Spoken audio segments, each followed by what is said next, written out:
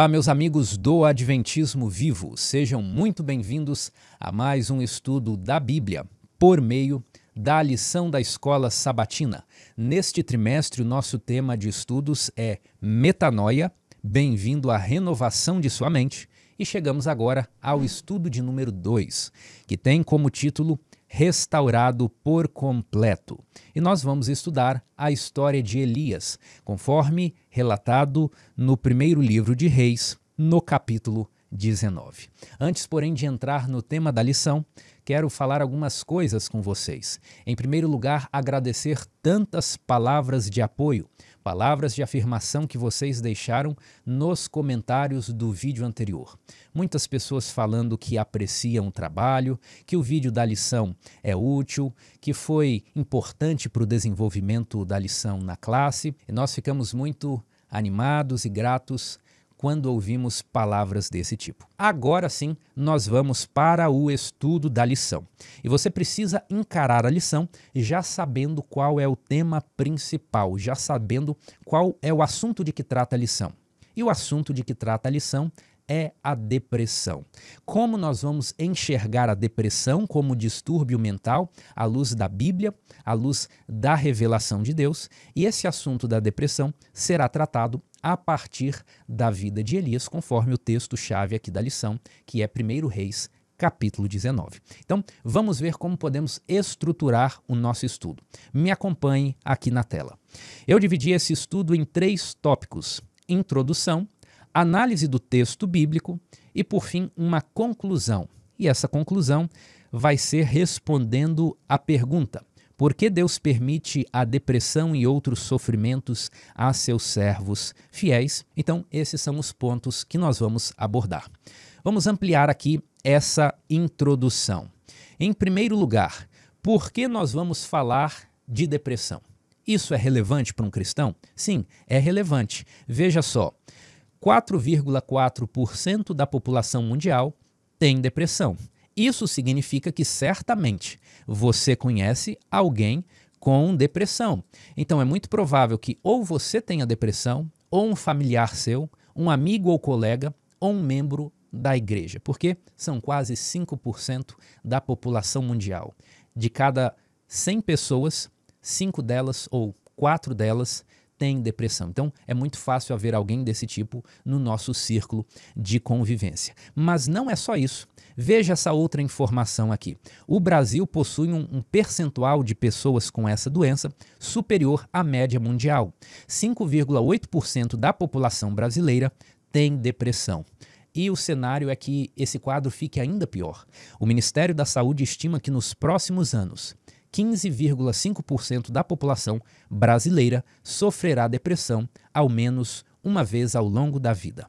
E a OMS, a Organização Mundial da Saúde, ela ainda amplia esse quadro, dizendo que em 2030 a projeção é que a depressão deverá ser a doença mais comum de todo o planeta. Então, trata-se de um assunto extremamente importante que abrange um percentual muito grande da população e, portanto, como cristãos, precisamos entender como enxergar isso à luz da Bíblia. Quais vão ser os nossos objetivos no estudo de hoje? Entender parte da teologia da depressão. O que é teologia da depressão? Quais verdades bíblicas se aplicam a essa situação? Quais são os textos bíblicos que nós vamos utilizar para entender esse fenômeno? Veja, é um assunto muito amplo, então nós não vamos exaurir o tema. É por isso que eu escrevi entender pelo menos parte da teologia da depressão. Próximo objetivo: conhecer a proposta de saúde de Deus. E isso já está aqui, no título da lição, Restaurado por completo. A proposta de Deus é uma saúde holística integral. Outro objetivo: conhecer o impacto dos nossos hábitos na nossa saúde. Oferecer consolo a quem enfrenta a depressão. Aprender como ajudar pessoas com depressão. E também retirar lições espirituais da história de Elias. Então, se esses são os nossos objetivos, precisamos começar com os conceitos para que a nossa linguagem seja otimizada. Então, a primeira pergunta que nós vamos responder é: o que é depressão? E a resposta a essa pergunta depende de quem responde. A resposta pode ser dada por alguém que está sofrendo depressão e a resposta também pode ser dada por um profissional de saúde. Nós vamos verificar as duas formas de resposta. O que é depressão? A descrição feita por um depressivo. Eu selecionei aqui o trecho de um livro, desse livro aqui, ó. O nome desse livro é Juntos na Escuridão. A autora desse livro é Diana Gruver e ela vai discorrer sobre depressão, dúvida e fé na história de 7 cristãos. Quem são esses cristãos? Martin Lutero, Hannah Arendt, David Brainerd, William Cowper, Charles Spurgeon, Madre Teresa e Martin Luther King Jr. Daqui a pouco eu vou falar um pouco mais aqui sobre esse livro. A princípio eu quero só pegar a descrição que essa autora faz. Ela é uma teóloga, ela sofre também de depressão e ela escreveu sobre depressão. E é muito interessante a explicação, a narrativa dela mesma respondendo o que é depressão. Acompanhe aqui a leitura, veja o que ela diz. A sensação de que o coração parou de bater foi-lhe arrancado do peito, enquanto o corpo continua a se mover mecanicamente, entorpecido, sem vida. Sou um fantoche. Um fantasma, pairo invisível sem sentir nada, observando os vivos rirem e amarem. Nenhuma definição simples explica essa sensação de vacuidade, de estar no vácuo, de isolamento, de dor vazia. Alguns acham que depressão é tristeza, mas é mais profundo do que isso. A sensação de tristeza claramente definida e atribuível seria um alívio, ou seja, é muito pouco dizer que depressão é tristeza, porque se ela pudesse identificar o que a deixava triste, ela já teria um alívio. Em vez disso, sinto-me dominada por sentimentos demais, inundada por uma aflição vaga e corrosiva. Choro e me contorço sob o seu peso, e então em uma reviravolta mais assustadora. Os sentimentos são tão intensos que não sinto nada. Fico paralisada e entorpecida. Eu daria boas-vindas à tristeza, pois com ela saberia que ainda estou viva. Da forma como é, sou uma morta-viva. Que profundo, que impactante essa descrição. Eu coloquei ela aqui no início para que nós já aprendamos a primeira lição cristã, a lição da empatia pelas pessoas que sofrem assim. Então, o que nós encontramos aqui, depressão não é apenas tristeza, não é apenas desânimo, não é apenas falta de vontade. É algo muito mais profundo que tudo isso. Agora, na prática clínica, como os profissionais de saúde lidam com isso? Eles não lidam baseados em imagens mentais, como essas que um paciente depressivo acabou de narrar. Então, vamos ver aqui, como a psiquiatria e a psicologia respondem o que é depressão. Geralmente, esses profissionais da psiquiatria, da psicologia, eles baseiam o seu diagnóstico em um documento médico, em um livro chamado DSM-5. E é uma sigla em inglês que em português nós podemos traduzir como Manual Diagnóstico e Estatístico de Transtornos Mentais. Para você não achar que isso está muito distante da sua realidade, eu vou, por exemplo, entrar aqui no Google e escrever DMS-5. E olha o que nós encontramos aqui. Já no primeiro link, nós encontramos esse material. Veja aqui, Manual Diagnóstico e Estatístico de Transtornos Mentais.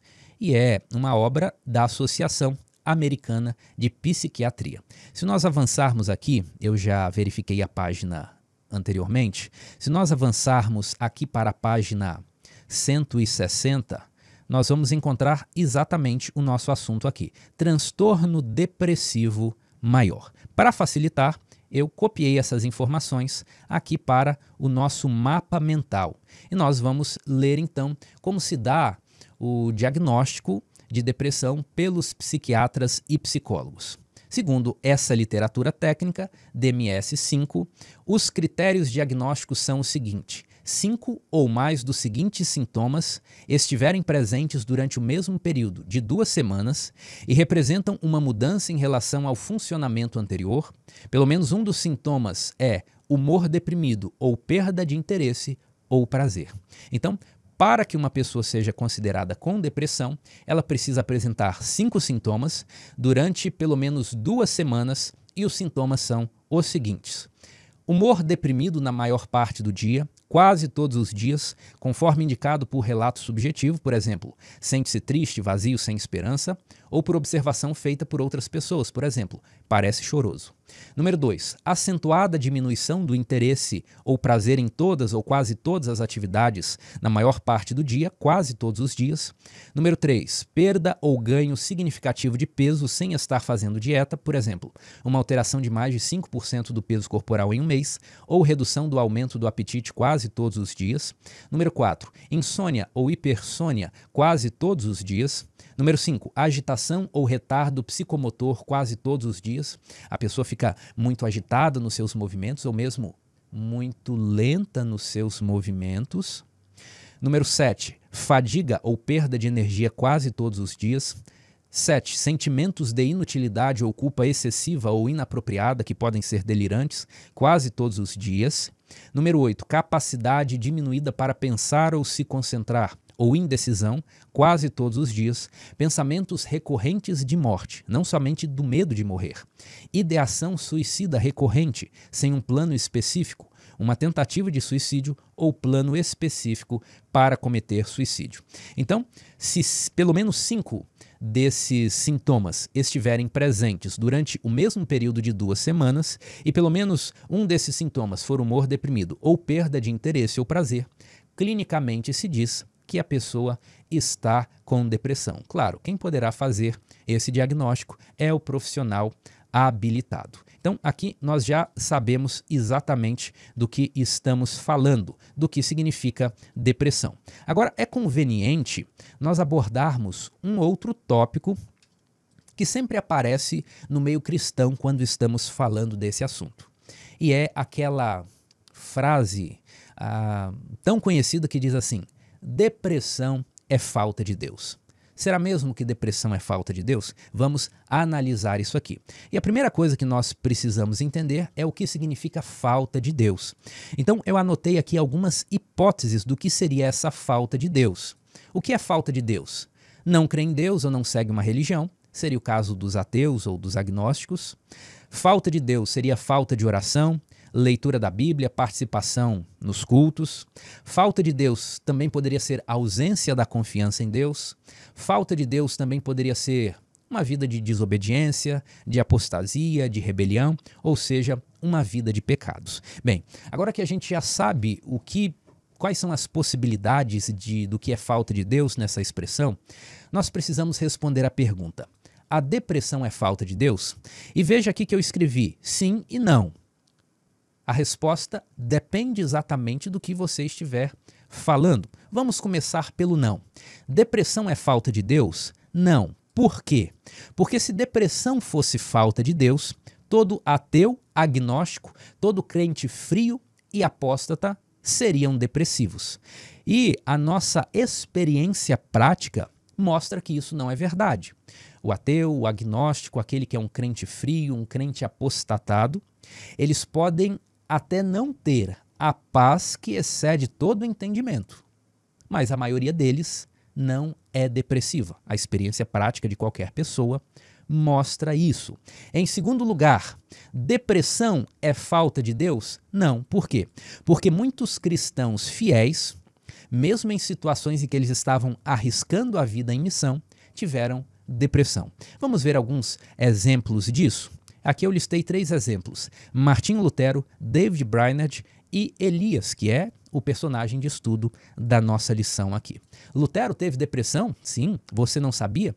Veja só alguns trechos das cartas que ele escrevia.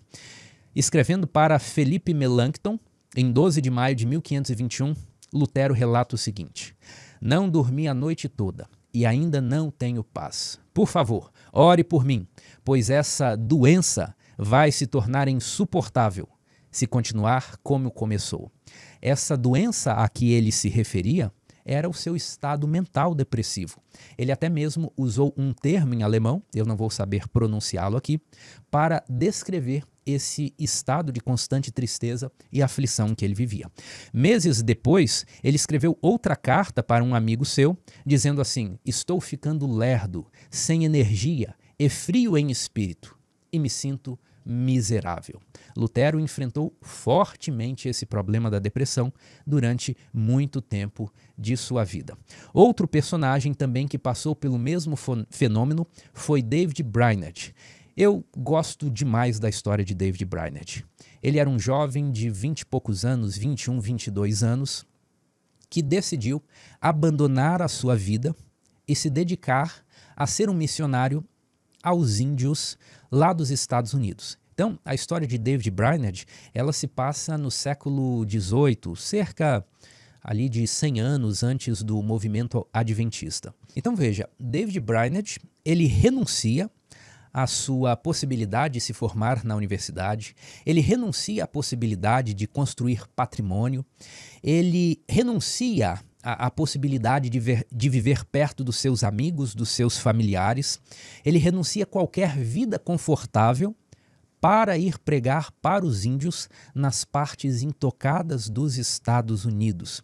E mesmo sendo extremamente consagrado a Deus, mesmo tendo uma vida de oração fantástica, ele deixou um diário escrito, e nós conhecemos a vida de oração de David Brainerd por meio desse diário, e é impossível você ler o diário dele e não se emocionar. Mesmo um cristão desse quilate, se nós podemos usar essa expressão, lutou fortemente com a depressão. Veja só um trecho do diário de David Brainerd. Ele diz assim: ele estava lá em missão, pregando para os índios, mas ele enfrentava a seguinte luta: minha alma ansiava desesperadamente pela morte, para ser libertado desse embotamento e esterilidade e tornar-me para sempre ativo no serviço de Deus. Eu parecia viver para nada e não fazer nada de bom. Veja o que está acontecendo aqui. Ele dedicou a sua vida, dedicou a sua energia. Ele enfrentou fome, enfrentou o frio das nevascas, ele enfrentou emboscada dos índios querendo matá-lo. Mas a sua mente estava tão atacada pela depressão que ele falava: eu parecia viver para nada e não fazer nada de bom. E o fardo que é semelhante vida. Morte, morte, minha gentil amiga, apressa-te e livra-me da tediosa mortalidade e torna-me espiritual e vigoroso pela eternidade. Então o que nós temos aqui? Nós temos homens de Deus envolvidos numa missão e mesmo assim lutando contra a depressão. Então, nesse aspecto nós podemos responder: não. Depressão não é falta de Deus, pois grandes gigantes espirituais também experimentaram isso. E é exatamente isso que nós encontramos no livro Profetas e Reis, num texto em que Ellen White está falando sobre Elias. Ela diz assim: se sob circunstâncias difíceis, homens de poder espiritual, ela não está falando de pessoas que têm falta de Deus, homens de poder espiritual sob excessiva pressão tornam-se desanimados e desalentados, se às vezes nada vem de apreciável na vida para que desejem viver, isso não é nada estranho ou novo. Lembrem-se tais pessoas que um dos mais fortes profetas fugiu para salvar a vida ante a ira de uma mulher enfurecida. Está falando aqui de Elias, e ela está dizendo que muitos homens de poder espiritual, eles passaram por circunstâncias em que a vida perdeu o sentido. E essa é uma das características muito distintivas da depressão. E ela diz: isso não é nada estranho ou novo. Então é relativamente comum que pessoas profundamente espirituais passem por depressão ou ao menos por episódios depressivos. Então nós vimos tudo isso aqui para responder à pergunta: depressão é falta de Deus? E nós respondemos que não. Porém, sob um outro aspecto, nós podemos mudar a nossa resposta e dizer sim. Depressão é falta de Deus. Sob qual aspecto nós damos essa resposta? Vamos conferir aqui. Depressão é falta de Deus? Sim. Em que aspecto? Todo mal é resultado do pecado. O pecado causa afastamento de Deus e nos leva à degeneração física, mental e emocional. Ou seja, desde que o pecado foi introduzido no mundo, nós vivemos numa ordem de coisas marcada pela degeneração física, mental e emocional. O apóstolo Paulo explicou isso lá no livro de Romanos, e é importante nós lermos essa passagem aqui, Romanos capítulo 8, 20 a 23. Ele diz assim: pois toda a criação está sujeita à vaidade, não voluntariamente, mas por causa daquele que a sujeitou, o pecado, o diabo, na esperança de que a própria criação será redimida do cativeiro de corrupção. Então veja, a vida neste planeta é a vida num cativeiro de corrupção. Tudo está sujeito à corrupção, à degeneração, inclusive a nossa mente, inclusive a nossa saúde mental. Então, nós temos a esperança de que a própria criação será redimida do cativeiro da corrupção para a liberdade da glória dos filhos de Deus. Porque sabemos que toda a criação a um só tempo geme e suporta angústias até agora. Então qual é o estado da criação e da natureza? Ela geme e suporta angústias, porque o pecado tornou isso aqui um ambiente de corrupção, de degeneração. E não somente ela, verso 23, mas também nós, que temos as primícias do Espírito, igualmente gememos em nosso íntimo, aguardando a adoção de filhos, a redenção do nosso corpo. Que texto interessante. Paulo está dizendo que mesmo os cristãos, mesmo aqueles que têm as primícias do Espírito, são pessoas espirituais. Elas também anseiam pela redenção do nosso corpo, a redenção do corpo. Por quê? O nosso corpo ele está inserido numa ordem de coisas corrupta e degenerada. E por fazer parte dessa ordem de coisas, o nosso corpo, a nossa mente, a nossa saúde mental também pode sofrer degeneração. Então, nesse sentido, nessa perspectiva, depressão sim é falta de Deus. Da mesma forma, veja aqui, da mesma forma que a gripe, o câncer e a Covid são falta de Deus, são resultado do pecado. Mas essa aqui é uma perspectiva que eu acredito que ninguém quer destacar quando diz a frase depressão é falta de Deus. Existe também uma outra perspectiva em que nós podemos dizer sim, depressão é falta de Deus, que é o caso da falta de confiança no poder de Deus. Essa falta de confiança pode contribuir com a depressão ou mesmo agravá-la. Mas esse não será o nosso tema de estudos hoje. Se você quer se aprofundar nesse assunto, eu tenho uma recomendação para fazer a você. A recomendação do livro Como Sair da Depressão, do Dr. Neil Nedley. Eu vou deixar a capa aqui na tela desse livro, recomendo, subscrevo integralmente o conteúdo desse livro. É um livro fantástico. Daqui a pouco vou falar um pouco mais disso também. Então, nessa frase que nós estamos destacando, depressão é falta de Deus, você pode perceber que ela é uma frase muito vaga e genérica. E por isso ela não deve ser usada, pois ela não comunica claramente nenhuma ideia. A gente precisa ficar dando muitas explicações para obter o significado dessa frase. Então, não use essa frase, não aborde o tema dessa maneira. A chance de gerar confusão é maior do que a chance de gerar uma explicação. Tudo bem? Então, para finalizar aqui a parte da nossa introdução, eu quero recomendar os livros. Esse livro, Como Sair da Depressão, do Dr. Neil Nedley, é um livro editado pela CPB, o livro Juntos na Escuridão, que é esse livro aqui que eu mencionei a princípio. Esse aqui não é um livro adventista. Eu não me recordo exatamente, mas acho que a autora, eu não me recordo se ela é luterana ou se ela é anglicana. Acho que ela é de alguma tradição desse tipo. É um livro muito bom, porém ele não tem a visão holística do adventismo, né? Então você tem que ler sabendo disso, mas da mesma forma eu recomendo a leitura desse livro. E em breve essas duas obras elas estarão disponíveis na editora Luz do Mundo e você vai poder conferir pelo site www.editoraluzdomundo.com.br. Assim que esse material estiver disponível, eu volto a avisar aqui no canal. Combinado? Geralmente quando a gente faz uma indicação de livros que tratam do tema da depressão, as pessoas pensam assim, já sei, vou comprar esses livros, dar por uma pessoa, um conhecido que está com depressão e pronto, ele que se resolva lá, eu já dei um bom material para ele. Mas não é assim que funciona.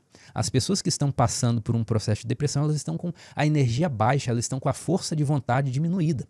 Então, é muito improvável que ela encare um livro assim para ler. O que é o ideal? É que você compre o livro, se instrua e leia para ela, ou aplique o conteúdo do livro juntamente dessa pessoa. Então, não espere que pessoas com depressão leiam sozinho. Você precisa ajudá-las e nós já vamos falar disso mais daqui a pouco.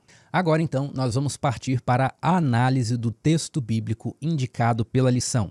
1 Reis, capítulo 19. E vamos começar com um contexto anterior ao capítulo 19. O que estava acontecendo? Lá no primeiro livro de Reis, capítulo 16, verso 30, nós temos a informação de que o rei Acabe subiu ao poder. E o que o rei Acabe fez? Ele fez o que era mal perante o Senhor, mais do que todos os reis que foram antes dele. E o que exatamente Acabe fez? Ele casou-se com Jezabel, que era uma princesa pagã. Ele construiu um templo para Baal e ele adorou Baal, prestou culto a Baal. E como se fosse pouco, Acabe também fez um poste ídolo. E um poste ídolo é um objeto, é uma homenagem, é uma forma de viabilizar o culto a outra divindade pagã, uma deusa feminina, Aserá. E esse culto a Aserá, o culto ao poste ídolo, ele envolvia uma promiscuidade sexual. Então, veja que as ações de Acabe foram muito perversas. Como resultado a isso, nós temos 1 Reis capítulo 17, verso 1. Então Elias, o tesbita dos moradores de Gileade, disse a Acabe: Tão certo como vive o Senhor, Deus de Israel, perante cuja face estou, nem orvalho nem chuva haverá nestes anos, segundo a minha palavra. Então o que nós temos aqui, Elias testemunha o agir sobrenatural de Deus nos elementos da natureza, pois como uma forma de mostrar que a nação estava em erro, porque o rei estava em erro, Deus cessa a chuva. E essa chuva vai ficar sem cair por 3 anos e meio. Pulando alguns versos, Elias, ele recebe uma condição de proteção de Deus. Os corvos lhe traziam pela manhã pão e carne, como também pão e carne ao anoitecer, e bebia da torrente. Então, Elias novamente testemunha o agir sobrenatural de Deus nos corvos, porque Deus proveu um meio fantástico para que ele fosse sustentado. Agora, 1 Reis 18. Muito tempo depois, 3 anos e meio depois, veio a palavra do Senhor a Elias no 3º ano, dizendo: Vai, apresenta-te a Acabe, porque darei chuva sobre a terra. Partiu, pois, Elias a apresentar-se a Acabe, e a fome era extrema em Israel. E o que nós temos aqui? Elias recebe uma mensagem de Deus. Por que eu estou destacando esses elementos aqui? Porque eles são importantes para nós vermos a mudança mental que vai acontecer em Elias do capítulo 18 para o capítulo 19. Perceba aqui que Elias é testemunha do agir sobrenatural de Deus de 2 maneiras diferentes. Elias recebe a comunicação de Deus. Vamos ver mais o que acontece? 1 Reis, capítulo 18, versos 17 a 19. Vendo Acabe, ou seja, Acabe vendo Elias, disse-lhe: És tu o perturbador de Israel? Respondeu-lhe Elias: Eu não tenho perturbado a Israel, mas tu e a casa de teu pai, porque deixastes os mandamentos do Senhor e seguistes os Baalins. Agora, pois, manda juntar a mim todo Israel no Monte Carmelo, como também os 450 profetas de Baal e os 400 profetas do poste ídolo, que comem da mesa de Jezabel. O que nós temos aqui, um outro traço de Elias, que é, ele confronta o rei Acabe. Então, Elias mostrou coragem, fibra moral e confiança em Deus. Vamos até a parte final do capítulo 37, nós sabemos o que, do verso 37 do capítulo 18, nós sabemos o que aconteceu. Elias propõe um desafio, o Deus que respondesse com fogo seria o Deus verdadeiro. Os profetas de Baal passam a manhã toda pedindo que Baal mandasse fogo, eles cortam seu corpo, Baal não responde, então Elias ora a Deus e Deus responde. Veja, responde-me, Senhor, responde-me, para que este povo saiba que tu, Senhor, és Deus e que a ti fizeste retroceder o coração deles. Então caiu fogo do céu e consumiu o holocausto e a lenha e as pedras e a terra, e ainda lambeu a água que estava no rego.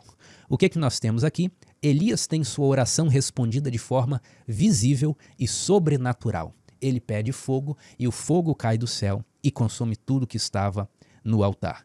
E qual é o desfecho dessa cena? 1 Reis 18, 40. Disse-lhes Elias: lançai mão dos profetas de Baal, que nenhum deles escape. Lançaram mão deles, e Elias os fez descer ao ribeiro de Quizom, e ali os matou. Então Elias extermina os profetas pagãos. E então, depois que aquela reforma foi feita no altar do Senhor, o povo reconheceu que o Senhor é Deus, então agora é hora da bondade de Deus acontecer. é hora da chuva voltar. Então Elias fala para Acabe aparelhar o seu carro puxado a cavalos, e voltar para o seu palácio. E aqui o capítulo termina no verso 46 dizendo assim: a mão do Senhor veio sobre Elias, o qual cingiu os lombos e correu adiante de Acabe até a entrada de Jezreel. Então, aqui Elias corre de maneira sobrenatural, no ritmo dos cavalos, porque a mão do Senhor veio sobre ele. Então perceba que o contexto que antecede o capítulo 19 é de Elias fazendo grandes feitos, Elias vendo grandes manifestações sobrenaturais de Deus, Elias manifestando grande coragem. Porém, quando nós chegamos aqui no capítulo 19, acontece uma mudança de disposição mental em Elias. Como assim? 1 Reis 19, verso 1. Acabe fez saber a Jezabel tudo quanto Elias havia feito e como matara todos os profetas à espada. Então Jezabel mandou o mensageiro a Elias a dizer-lhe: façam-me os deuses, como lhes aprouver, se amanhã a esta hora não fizer eu a tua vida como fizeste a cada um deles. Então Jezabel manda um mensageiro fazer uma ameaça a Elias. E quando Elias ouve essa ameaça, o que acontece? O livro Profetas e Reis, página 79, segundo parágrafo, diz assim: ele temeu que a reforma iniciada no Carmelo não fosse duradoura, e a depressão se apoderou dele. Por quê? Elias não estava contando com essa reação de Jezabel. Ele pensava assim: algo miraculoso aconteceu no Monte Carmelo. Eles não vão mais querer me enfrentar. O povo declarou que só o Senhor é Deus. E agora, essa ameaça de Jezabel pegou Elias desprevenido. É como se ele dissesse assim: eu empreguei toda a energia e ousadia no Carmelo e não deu certo, então nada mais vai dar certo. Vamos ler o verso seguinte? 1 Reis 19, verso 3. Temendo, pois, Elias, levantou-se e para salvar sua vida se foi e chegou a Berseba, que pertence a Judá, e ali deixou o seu moço. Então Elias passa a manifestar medo e passa a fugir. Verso 4. Ele mesmo, porém, se foi ao deserto, caminho de um dia, e veio, e se assentou debaixo de um zimbro, e pediu para si a morte, e disse: basta, toma agora, ó Senhor, a minha alma, pois não sou melhor do que os meus pais. O que nós temos aqui? Sentimentos de inutilidade, desejo de morte, sensação de exaustão. Sim, exaustão, porque nós vamos ver no próximo verso que Elias dorme bastante, ele estava exausto. Agora, nessas circunstâncias, como foi que Deus tratou Elias? Vamos ver isso aqui na continuação da leitura. 1 Reis capítulo 19, versos 5 a 8. Deitou-se e dormiu debaixo do zimbro, porque Elias estava exausto. E eis que um anjo tocou e lhe disse: levanta-te e come. Olhou ele e viu junto à cabeceira um pão cozido sobre as pedras em brasa e uma botija de água. Comeu, bebeu e tornou a dormir. Voltou segunda vez o anjo do Senhor, tocou e lhe disse: levanta-te e come, porque o caminho te será sobremodo longo. Levantou-se, pois, comeu e bebeu, e com a força daquela comida caminhou 40 dias e 40 noites até Horebe, o monte do Senhor. Então, respondendo à pergunta, como Deus tratou Elias? Em primeiro lugar, Deus saciou as necessidades físicas de Elias. Em segundo lugar, Deus mandou companhia para auxiliar Elias, pois seria difícil que ele se recuperasse sozinho. Então Deus manda um anjo. Em terceiro lugar, Deus determina uma missão, um propósito, algo para Elias realizar. Ele deveria ir até Horebe, o monte de Deus. Vamos ver exatamente cada característica da maneira de Deus lidar com Elias. Deus começa saciando as necessidades físicas de Elias. E a lição de segunda-feira, ela tem a seguinte frase que é muito boa: a cura da mente começa com a cura do corpo. Por isso, a primeira coisa que Deus faz para Elias é atender às suas necessidades físicas. E veja aqui os verbos que nós retiramos do texto. Esses verbos estão todos aqui no texto que nós lemos. Verbo levantar, verbo comer, o verbo beber e o verbo dormir. Vamos ver cada um deles. O que significa levantar? O que a gente retira dessa história de Elias? Qual é a aplicação que a lição faz? Da mesma forma que Deus usou um método para lidar com Elias depressivo, existe também uma maneira de nós propiciarmos saúde ao nosso corpo e principalmente à nossa mente, seguindo esse mesmo passo a passo que Elias seguiu. Então, o que significa levantar-se? Geralmente as pessoas deprimidas que passam por situações de depressão, elas querem ficar deitadas, paradas, isoladas, inertes. Mas aqui o anjo diz para Elias, levante-se. O que significa isso para uma aplicação do nosso dia? Nós não podemos ficar inertes para o bem da nossa mente. Nós precisamos de exercício físico. E esse exercício físico deve ser principalmente feito ao ar livre, junto à natureza. Ele será ainda mais benéfico. Se você é sedentário, se você não faz exercício físico, a chance de você ter problemas mentais é muito maior. O segundo verbo, comer, como isso se aplica a nós? Precisamos de uma alimentação saudável. Se a nossa alimentação não for saudável, se a nossa alimentação tiver muito açúcar, muito sódio, alimentos que causam obesidade, calorias vazias, a nossa mente tenderá a ficar triste, deprimida, o nosso potencial mental será reduzido. Beber água. Foi o que o anjo levou para Elias. Da mesma forma, nós precisamos beber bastante água para suprir todas as nossas necessidades. Você sabia que o cérebro fica desidratado? Muitas vezes as pessoas sentem dor de cabeça porque estão bebendo pouca água. Por beberem pouca água, o seu pensamento, o seu raciocínio fica limitado. Quarto verbo, dormir. Precisamos de repouso. E já vamos falar um pouco mais disso aqui. Essas são as formas de Deus de restaurar a saúde. Nós podemos falar de forma mais específica, restaurar também a saúde mental. E ainda nesse tópico, a lição de terça-feira, ela quer pegar essas informações e fazer uma aplicação para a nossa vida. Como assim? Quero ler com você os primeiros 2 parágrafos da parte de terça-feira que dizem assim: lembre-se de que o processo de restauração mental de Elias começou com alimentação saudável e repouso físico. É importante pensar nisso enquanto avaliamos nosso próprio estilo de vida, privação de sono, maus hábitos alimentares e falta de exercício. E agora veja como a lição vai deixar as coisas mais concretas.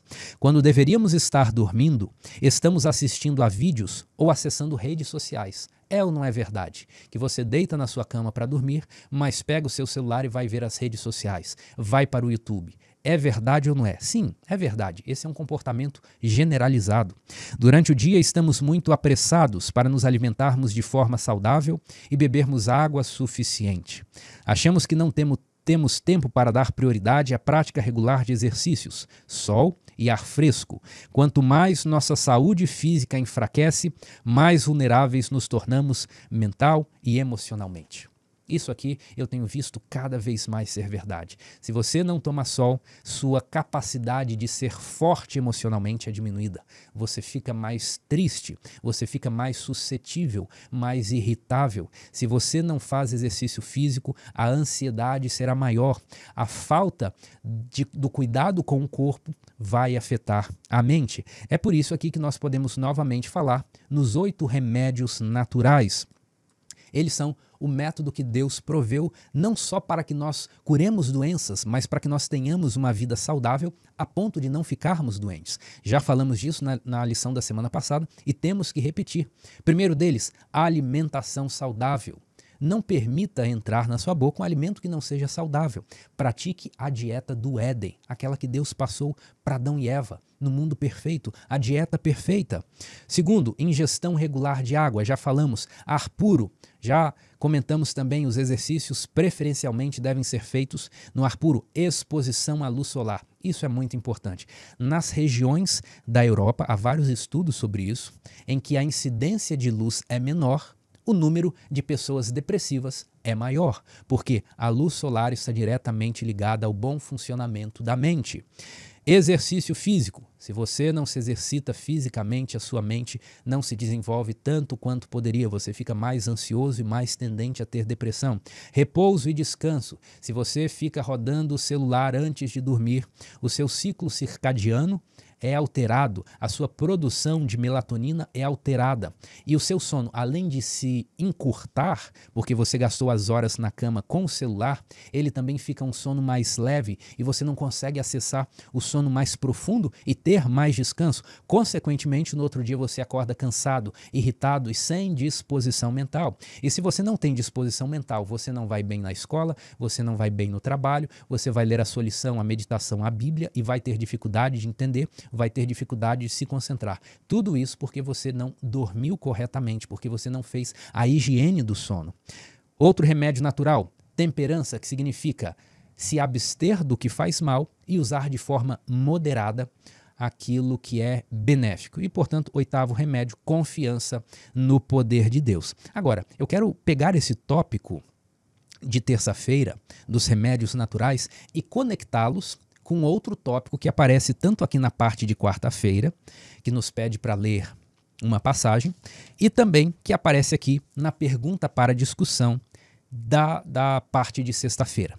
E a pergunta de sexta-feira diz assim: quais são as consequências da alimentação na saúde mental? E a lição pede, tanto na quarta-feira quanto na sexta-feira, que nós leiamos o livro de Daniel, capítulo 1, versos 5 a 20. A passagem é grande, então eu resumi aqui os versos chaves. Daniel 1, verso 5. Determinou-lhes o rei a ração diária. Isso foi determinado para todos os cativos que iam trabalhar na corte de Nabucodonosor. E o que eles deveriam comer? As finas iguarias da mesa real e o vinho que o rei bebia, e que assim fossem mantidos por 3 anos, ao cabo dos quais assistiriam diante do rei. Daniel e seus amigos mantinham uma dieta dos pagãos? Não. A dieta deles era controlada por aquilo que estava no Pentateuco. Então, eles resistiram a comer, a se contaminar com a comida do rei. Verso 12, Daniel fala o seguinte: experimenta, peço-te aos seus servos 10 dias, e que se nos deem legumes a comer e água a beber. Então, Daniel faz o seguinte: vamos fazer um teste. Nós vamos ter uma refeição vegetariana, uma alimentação vegetariana. Vamos fazer um teste de apenas 10 dias e depois a gente volta a conversar. E qual foi o resultado desse teste? Verso 20. Em toda a matéria de sabedoria e de inteligência, sobre o que o rei lhes fez perguntas, os achou 10 vezes mais doutos do que todos os magos e encantadores que havia em todo o seu reino. Então, respondendo aqui diretamente a pergunta, quais são as consequências da alimentação na saúde mental? A resposta é: a alimentação vegetariana, associada ao poder de Deus nesse episódio de Daniel, aumentou a capacidade mental dos jovens hebreus e deu a eles clareza de pensamento, acuidade mental, e eles se destacaram por essa característica dos demais que estavam ali trabalhando na corte de Nabucodonosor. Bem, visto esse ponto aqui, nós vamos retornar agora para o assunto principal de que estávamos falando, que é o seguinte: como Deus tratou Elias. Já vimos que Deus atendeu às necessidades físicas deles. E agora nós vamos para o próximo tópico de atuação de Deus. Como Deus tratou Elias, Deus providenciou companhia para auxiliá-lo, pois seria difícil Elias se recuperar sozinho. E essa companhia que Deus enviou é exatamente o anjo. O verso 5 diz: eis que um anjo o tocou e lhe disse: levanta-te e come. Qual a importância de nós destacarmos esse ponto aqui na maneira como Deus tratou Elias em depressão? Bem, nós também precisamos fazer companhia para as pessoas que sofrem desse problema. E o nosso desafio é saber como fazer companhia a essas pessoas. Porque a nossa companhia pode ser boa, como foi a do anjo para Elias, ou a nossa companhia pode ser ruim. Então, para nós fazermos uma aplicação prática desse ponto, eu separei aqui em 2 perguntas: o que não fazer com uma pessoa depressiva e o que fazer com uma pessoa depressiva. Então vamos lá identificar o que é errado, o que você não deve fazer. Não chegue perto de uma pessoa com depressão e fale: eu entendo que você está num momento difícil. Isso é errado porque isso simplifica demais o fenômeno pelo qual aquela pessoa está passando. Só quem está passando por ele entende a carga envolvida. E se você fala que entende, você está contribuindo para que a pessoa se isole mais. Na medida em que você diz que entende ela, mas ela percebe que você não compreende o que está passando. Então, ela se torna menos propensa a compartilhar os seus sentimentos no futuro. Então, não simplifique o que está acontecendo com uma pessoa em depressão, dizendo que você o entende. Outra fala que é muito comum, mas não deve ser repetida. Falar frases do tipo, é só uma fase, anime-se, isso logo vai passar. Por que você não deve falar assim? Porque isso é minimizar os sentimentos da pessoa. E quando você fala esse tipo de frase, em vez de você gerar empatia, você está deixando a pessoa com raiva, porque você está dizendo que aquilo que ela está passando não é algo muito relevante, é algo temporário, é algo para não dar muita atenção, é algo que simplesmente, se ela quiser se animar, ela vai conseguir. Então, não use esse tipo de abordagem. Outro tipo de coisa que você não deve fazer, falar coisas como, olha, outras pessoas têm problemas piores que os seus. Alguns passam fome, outros estão desabrigados, você tem tudo e mesmo assim está aí triste, recluso, não quer sair. Por que isso é ruim? Porque isso aumenta a culpa e agrava a baixa autoestima da pessoa. Porque a pessoa com depressão, ela já está destruída emocionalmente. E daí quando você faz esse tipo de comparação, você está ampliando a culpa da pessoa e ela pensa, puxa vida, até no momento do meu sofrimento, eu tenho um sofrimento injusto, eu sou disfuncional até mesmo no meu sofrimento. E ela vai se sentir mais culpada. Essa não deve ser a sua abordagem. Outra coisa que você não deve fazer, bombardear a pessoa com sugestões que ela não pediu. E as pessoas falam assim, olha, você está aí deitado nessa cama, rapaz, você tem que levantar, vai dar uma volta aí na rua, você precisa tomar sol, faça isso, faça aquilo. Embora essas sugestões sejam corretas muitas vezes, não é nesses termos que você vai lidar com sucesso com uma pessoa com depressão. Por quê? A pessoa, nesse estado, ela já está emocionalmente sobrecarregada. E se você falar muitas coisas para ela fazer muitas sugestões, muitas ordens, essa sensação de sobrecarga vai aumentar e você vai aumentar também o estresse dessa pessoa. Então, se eu não devo fazer nada disso, como eu posso ser uma boa companhia para a pessoa com depressão, da mesma forma que o anjo foi para Elias? Então, o que fazer com uma pessoa depressiva? Em primeiro lugar, faça perguntas e escute com atenção, com paciência e sem dar conselhos. Meus irmãos, isso é tão simples, mas é tão difícil de nós vermos isso na prática. É tão difícil nós vermos pessoas querendo conversar por meio de perguntas. Você já reparou como as pessoas normalmente elas iniciam uma conversa? Olha o que aconteceu. Aconteceu isso e isso. Você viu isso? Aconteceu assim. E em vez de fazer uma pergunta que vai exigir uma resposta do interlocutor, as pessoas simplesmente vomitam informação o tempo todo. Você não pode lidar assim com uma pessoa que tem depressão. Você precisa fazer perguntas e deixar que ela responda. E frequentemente ela vai responder vagarosamente. Você precisa ter paciência e escutar com atenção sem dar conselhos. Isso significa que se você fez uma pergunta e a pessoa respondeu que quer tirar a própria vida, você não vai ficar falando, mas não faça isso, se você fizer isso, como é que você vai entristecer sua família, o que vai ser dos seus filhos? Pergunta e ouça as respostas sem dar conselhos. Alguns exemplos de perguntas que você pode fazer. Veja aqui, como você está se sentindo? Faça a pergunta aberta e deixe o depressivo responder.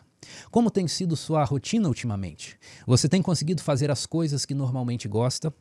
Há alguma atividade que você gostaria de tentar fazer hoje? Você tem notado alguma mudança desde que começou a terapia ou medicação? O que tem passado pela sua cabeça ultimamente? Como você está vendo o futuro neste momento? Da última vez que conversamos, você mencionou isto ou aquilo. Como está essa situação agora? Faça perguntas abertas e espere pacientemente que o depressivo responda. Por que isso é importante? Porque um dos anseios do depressivo é ser compreendido, pois nem ele próprio entende o que está acontecendo com ele mesmo. Então, quando ele vê que alguém está fazendo perguntas, está interessado nas respostas que ele pode dar, isso gera o sentimento de que alguém se importa comigo, alguém quer me compreender. E existe também o efeito terapêutico de você fazer perguntas e esperar as respostas do depressivo, porque quando ele responde às perguntas, ele está organizando os seus pensamentos, e esse é um excelente efeito terapêutico. O que mais você deve fazer com uma pessoa que está depressiva? Ofereça ajuda prática. Então, em vez de simplesmente ficar falando, olha, você tem que levantar dessa cama, sair desse quarto escuro e dar uma volta aí. Em vez de simplesmente fazer isso, seja uma boa companhia e ofereça ajuda prática. Você pode dizer, olha, vou passar aí na sua casa de tarde para a gente fazer uma caminhada junto, vamos. Eu sei que você está cansado, mas eu te ajudo. Nem que se for para carregar você, eu passo o seu braço ao redor do meu pescoço, nós vamos fazer uma caminhada juntos. Então, você vai ajudar a pessoa a fazer exercício físico e se expor à luz solar. Você também pode dizer, olha, eu vou passar aí na sua casa para nós prepararmos um almoço juntos, porque frequentemente se você deixar o depressivo sozinho, ele não vai comer uma comida saudável, ele tem pouca energia, então ele vai buscar uma comida pronta, um junk food, vai pedir algo pelo iFood e essas comidas não são saudáveis. E a comida não saudável vai aumentar a bola de neve de problemas mentais, como nós já vimos. Então, ofereça ajuda prática. Em vez de comprar aqueles livros que eu sugeri lá no início e falar assim, ó, toma, leia, resolva o seu problema, o que você vai fazer? Quero ler um livro muito interessante para você. Posso passar aí na sua casa? Posso ir no seu quarto um horário para ler para você?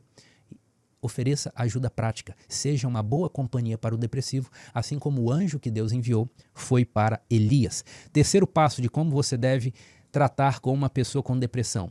Encoraje-a a buscar por ajuda profissional. Sugira consultar um psicólogo ou psiquiatra, preferencialmente um profissional cristão. E você pode até mesmo se oferecer para ajudar a marcar as consultas, porque frequentemente o depressivo ele vai ter vergonha de marcar a consulta ou ele vai estar tão debilitado que ele sequer vai ter energia para fazer isso e vai postergar e nunca vai fazer. Então, encoraje a busca por ajuda profissional e até mesmo se ofereça para viabilizar isso o mais rápido possível, ok? Então, nós terminamos aqui esse segundo tópico de como Deus lidou com Elias. Ele ofereceu uma companhia apta para auxiliar Elias. Mas Deus ainda fez algo mais. Deus, mesmo encontrando Elias em uma situação de fragilidade e depressão, Deus propôs uma missão, um propósito, algo para Elias realizar. Ele deveria ir até Horebe. Era uma tarefa relativamente fácil, era só caminhar, não havia nada muito complexo. E por que eu estou destacando isso? Pelo seguinte, geralmente a família isola o depressivo de toda atividade com o objetivo de diminuir as pressões causadas pelas responsabilidades. Mas o depressivo precisa ter algo para realizar. Por quê? Se a mente não tiver nada com o que se ocupar, as distorções cognitivas aumentarão o mal-estar. Então, é relevante que a família ou os amigos providenciem pequenas atividades benéficas aos depressivos e que ajudem na organização mental dele. Atividades que contenham processos. Como assim? Regar plantas ou plantar algo em um vaso. Dê aí para o seu amigo depressivo um vaso e fale assim, ó, plante aí um morango. Todo dia você vai regar o morango e daqui a alguns dias você já vai ver o fruto. Esse tipo de atividade é benéfico. Organizar uma gaveta, dobrar as roupas, lavar a louça. Enquanto o depressivo realiza pequenas atividades processuais como essas, ele vai organizando a sua mente também. Preparar alimentos simples, envolva-o na preparação de um almoço e dê para ele pequenas tarefas, por exemplo, descascar as batatas. E veja aqui, a cada pequena ação realizada, a vontade vai sendo fortalecida, a mente vai ganhando clareza e os pensamentos são alterados. Ele cumpre pequenas tarefas, pequenos deveres e passa a pensar assim, eu não sou tão inútil assim, eu não sou tão incapaz assim, eu não sou tão irrelevante assim, eu posso contribuir de alguma forma. Todas essas orientações nós deduzimos de onde? Da maneira como Deus tratou Elias em 1 Reis, capítulo 19, versos 5 a 8. Agora, depois disso, Elias caminha até Horebe e entra em uma caverna. Vamos ler esse texto? 1 Reis 19, verso 9 diz assim, ali entrou numa caverna, onde passou a noite, e eis que lhe veio a palavra do Senhor e lhe disse, que fazes aqui, Elias? Ele respondeu, tenho sido zeloso pelo Senhor Deus dos exércitos, porque os filhos de Israel deixaram a tua aliança, derribaram os teus altares e mataram os teus profetas à espada. E eu fiquei só e procuram tirar minha vida. O que nós extraímos aqui desse texto? A primeira informação que eu destaquei é a seguinte, Elias se escondeu numa caverna, mas foi exatamente ali que Deus o encontrou, que Deus foi buscá-lo. E de que maneira isso se aplica à minha e à sua vida? Veja o seguinte, Deus encontra você na caverna, entre aspas. Como é a caverna? A caverna é escura, isolada e sem vida. E talvez essas características de uma caverna também podem ser as características da sua vida, de um momento pelo qual você está passando. Para você tudo é escuridão, tudo é isolamento, tudo é sem vida, é sem graça, é sem cor. E aparentemente você está bem. As pessoas não conseguem entender isso. O seu sofrimento pode estar oculto a todos, mas Deus vê você e se compadece. Deus enxerga você dentro das cavernas da sua vida. E sabe o que é de mais importante? Ele quer tirar você de dentro da caverna. É isso que nós aprendemos com Elias e nós vamos voltar nesse tópico aqui para frente. Eu quero avançar na leitura do texto para o momento em que Elias está fora da caverna. Depois desse chamado aqui nos versos 9 e 10, Elias sai da caverna e Deus se apresenta para ele de formas sobrenaturais. Primeiro um vento muito forte, depois um terremoto, depois um fogo. Mas diz o texto, Deus não estava em nenhuma dessas manifestações. E depois uma brisa calma e suave. E Deus fala com Elias. E quando Deus fala com Elias, ele estabelece uma missão para Elias. Essa missão era tripla. Elias deveria ungir Hazael, rei sobre a Síria. Elias deveria ungir Jeú, rei sobre Israel. E Elias deveria ungir Eliseu como um profeta. O que nós temos aqui? Uma aplicação para a nossa vida prática. Já vimos anteriormente que Deus enxerga você dentro das cavernas do desespero e escuridão da sua vida. E Deus quer tirar você de lá para quê? Da mesma forma que Deus tirou Elias da caverna e deu uma missão a ele, Deus quer também tirar você da caverna, da escuridão, do ambiente sem vida da sua existência e dar uma missão para você. Uma missão que trará sentido à sua vida. E qual missão é essa que Deus tem para você? A resposta está lá no livro de Apocalipse. Nós fomos chamados para anunciar a primeira, a segunda e especialmente a terceira mensagem angélica como último convite de misericórdia a esse mundo. E eu quero ler parte da terceira mensagem angélica com você, conforme aparece na tela. Apocalipse 14, verso 9 e 10 diz assim: Seguiu-se a estes outro anjo, o terceiro, dizendo em grande voz: Se alguém adora a besta e a sua imagem e recebe a sua marca na fronte ou sobre a mão, também esse beberá do vinho da cólera de Deus, preparado sem mistura do cálice da sua ira, e será atormentado com fogo e enxofre diante dos santos anjos e na presença do Cordeiro. Essa é a missão que Deus tem para você: a anunciar as mensagens angélicas, especialmente a terceira mensagem angélica. E eu pergunto, essa é uma missão fácil? Não. O texto que nós acabamos de ler é muito forte e você só conseguirá cumprir essa missão se você tiver fibra moral e coragem para dar essa mensagem ao mundo. Então, a pergunta óbvia que vem em seguida é: como eu vou adquirir fibra moral e coragem para dar essa mensagem ao mundo? Eu preciso ter corpo saudável e uma mente clara e forte.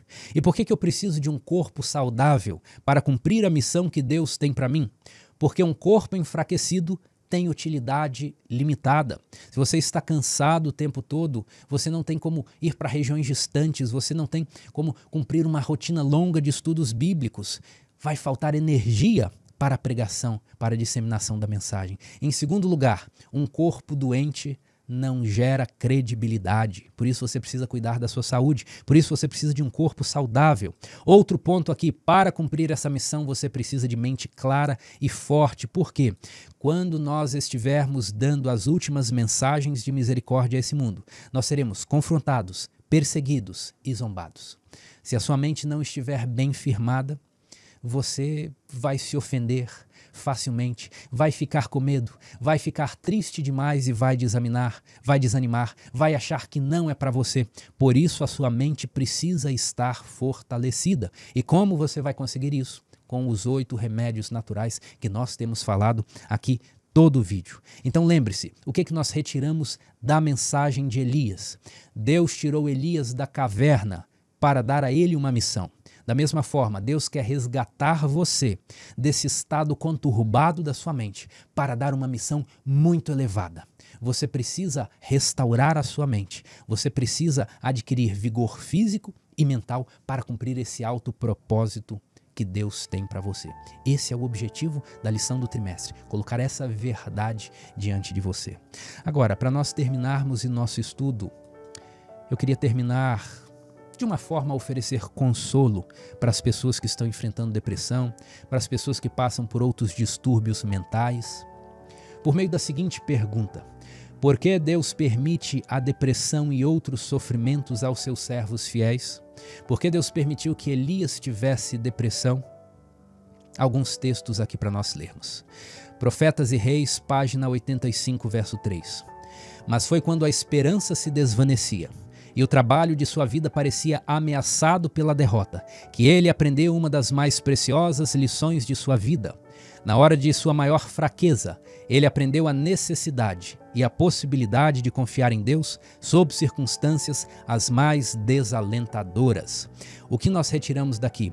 Deus permite a depressão e tantos outros problemas para que os seus servos fiéis aprendam a confiar nele na hora de maior necessidade, na hora mais desalentadora.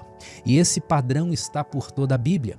Se nós formos ver, por exemplo, a experiência do povo de Israel no deserto, nós temos a seguinte fala de Moisés em Deuteronômio capítulo 8, verso 3. Ele diz assim: Ele, o Senhor, te humilhou e te deixou ter fome. Ora, por que Deus humilharia o povo? Por que Deus deixaria o povo passar fome? Por que Deus permite problemas e dificuldades? Ele te humilhou e te deixou ter fome, e te sustentou com maná que tu não conhecias, nem teus pais o conheciam, para te dar a entender que não só de pão viverá o homem, mas de tudo que procede da boca do Senhor viverá o homem. Deus nos conduz por caminhos tortuosos para o nosso crescimento espiritual. É isso que nós retiramos desses textos. Agora, no Novo Testamento, um texto de Paulo, 2 Coríntios capítulo 12, verso 9, ele me disse: a minha graça te basta, porque o poder se aperfeiçoa na fraqueza. Veja essa frase: o poder se aperfeiçoa na fraqueza. De boa vontade, pois, mais me gloriarei nas fraquezas, para que sobre mim repouse o poder de Cristo. Deus escreve certo por linhas tortas.